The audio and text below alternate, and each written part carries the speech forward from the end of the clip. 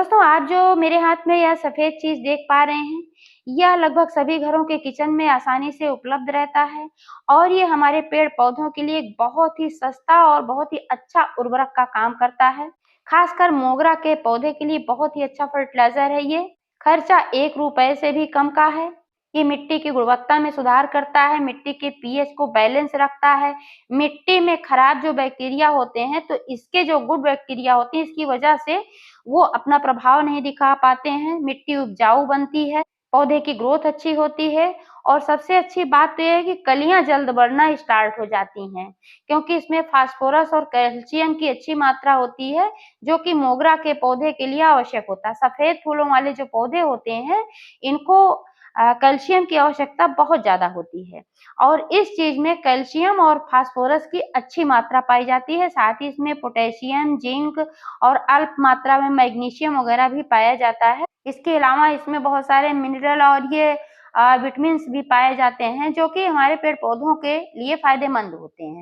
तो दोस्तों, ये कौन-सी चीज़ है और इसका इस्तेमाल कब, कितनी मात्रा में, कैसे करना है, संपूर्ण जानकारी मिलने वाली इस वीडियो में, तो प्लीज़ वीडियो पर अंत तक बने रहें, बिना स्किप किए पूरा देखें और जानकारी अगर पसंद आए तो लाइक करें, शेयर करें। चैनल को अभी तक सब्सक्राइब नहीं किया है, तो प्लीज़ चैनल को भी सब्सक्राइब करके बेल आइकन को प्रेस कर लें ताकि सारे अपडेट्स आपको मिलते रहें।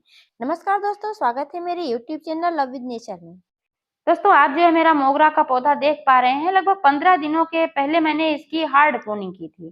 तब मैंने इसमें नीचे से सिर्फ़ 8 इंच छोड़ा था और इसमें पत्तियाँ वगैरह बिल्कुल भी नहीं थी। अभी आप देख पा रहे हैं कि कितनी अच्छी इसकी ग्रोथ हुई है, इसमें कितनी ढेर सारी ब्रांचेज़ निकल कर के आई हैं और पत्तियाँ कितनी हरी, कितनी स्वस्थ दिख रही हैं। सबसे अच्छी बात तो है कि 15 दिनों में ही इसमें कलियाँ बनना भी स्टार्ट हो गई हैं और आज जो फर्टिलाइज़र मैं इसमें देने वाली हूँ, इसके इस्तेमाल से तो इसमें और भी तेज़ी से कलियाँ बनेंगी और जल्दी इसमें फ्लावरिंग होने लगेगी। मैंने इस पौधे को रिपोर्ट तो नहीं किया था, लेकिन इसकी 2/3 मिट्टी मैंने निकाल दिया था और उस मिट्टी को मैंने चेंज कर दिया था। दूसरी मिट्टी मैंने जो इसमें भरा था, उसमें मैंने कुछ फर्टिलाइज़र्स डाले थे। आप चाहें तो मेरा पिछला वीडियो देख सकते हैं कि इसमें मैंने कौन से फर्टिलाइज़र्स दिए थे, कैसी मिट्टी मैंने इसमें फिल किया था, जिसका रिज़ल्ट आपके सामने है कि इसकी ग्रोथ इतनी अच्छी हो रही है। अगर अभी तक आपने अपने पौधे को रिपोर्ट नहीं किया है या फिर इसकी हार्ड प्रूनिंग नहीं की है, तो अभी भी कर सकते हैं। वैसे अगर आप पहले किए होते तो अब तक आपके पौधे में मेरी तरह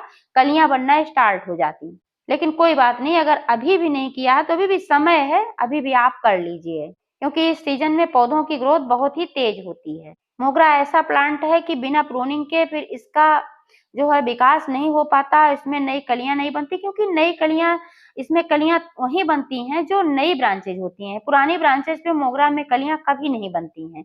आप इंतज़ार ही करते रह जाएँगे, लेकिन कलियाँ नहीं बनेंगी। जो नई ब्रांचेज़ निकलेंगी इसी पे इस पे कलियाँ बनती हैं। फर्टिलाइज़र के साथ-साथ दोस्तों इसकी कुछ केयर करनी पड़ती है, जैसे कि मोगरा के पौधे को कम से कम 6-7 घंटे की धूप में रखें।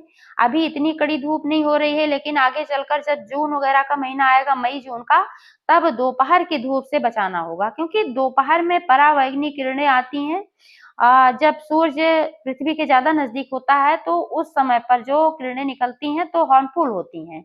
इससे पौधा हमारा खराब हो सकता है, इसलिए सुबह-शाम की धूप आप दिखाएँ, दोपहर की धूप से बचाएँ। यही पानी की बात कर लेते हैं दोस्तों, तो पानी मोगरा के पौधे में इतना ही डालें जिससे मिट्टी में नमी रहे, लेकिन जलभराव ना हो। जलभराव तो किसी भी पौधे में नहीं करना चाहिए, बस नमी होनी चाहिए।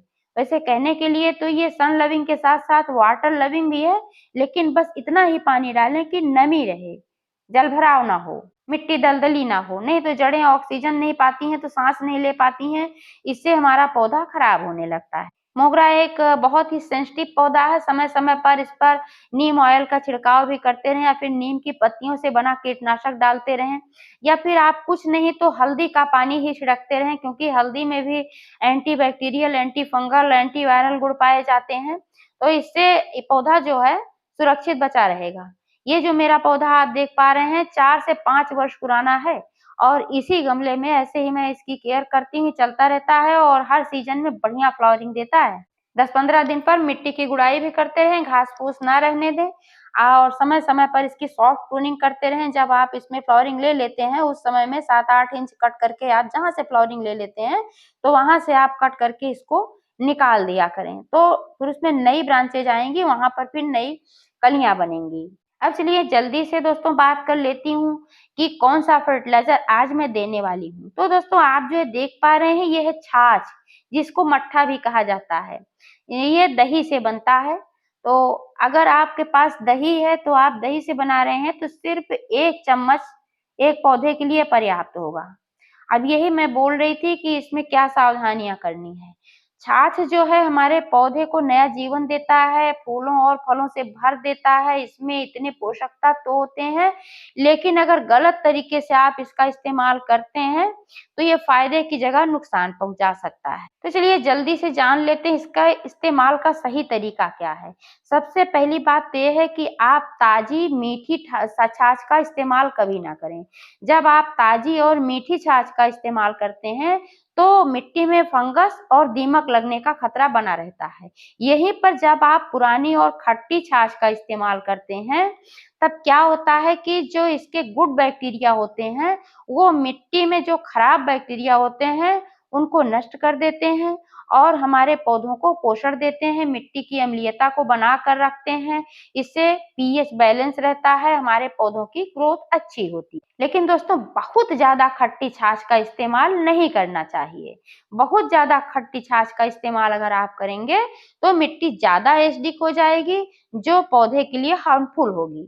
तो दोस्तों 1 चम्मच दही मैंने जो बोला 1 लीटर पानी में मिलाकर घोल बनाकर खूब अच्छी तरह से और इसको छान लेना है। हल्का-फुल्का जो कण रह जाता है इसको छान लेना है, इसके बाद ही यूज़ करना। आप देख पा रहे हैं कि मैंने रेडी करके यहाँ छान-वान के सब रखा है और कितना पतला है, बिल्कुल पानी जैसा ये पतला है, इतना ही पतला होना चाहिए।